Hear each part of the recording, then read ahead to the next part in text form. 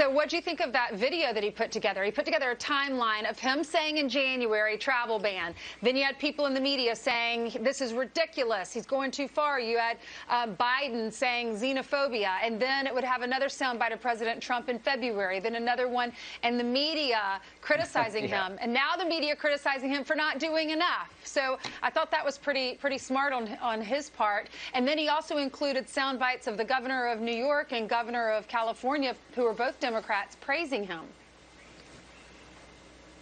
Well, number one, we're going to have an election in November, but people are dying right now, and this president is doing everything humanly possible to work with anybody that will work with him.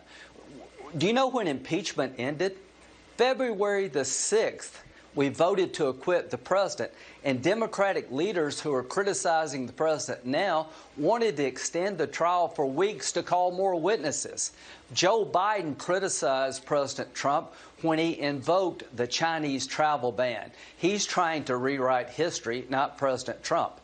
I do believe that the president's biggest decision was stopping travel from China and Europe, declaring a national emergency so we could take the full resources of the federal government and put them into play here, and waiving a lot of rules and regulations so that we can get vaccines and drug therapies hopefully by this fall or late summer.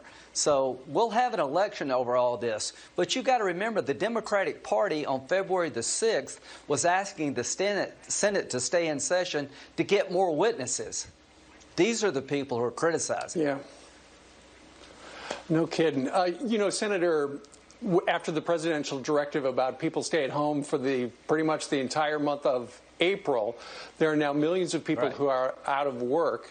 They're trying to file for unemployment insurance through their states. I was talking to the Kansas State Secretary of Labor, and she and her team explained to me that normally in a week, Kansas might process 1,300 unemployment claims. Now it's 55,000 a week, and they've had to quadruple the call center, and they're trying to get it on the website, but people have been trying for weeks, and they still haven't been able to file for unemployment, and I know that is one of your main concerns.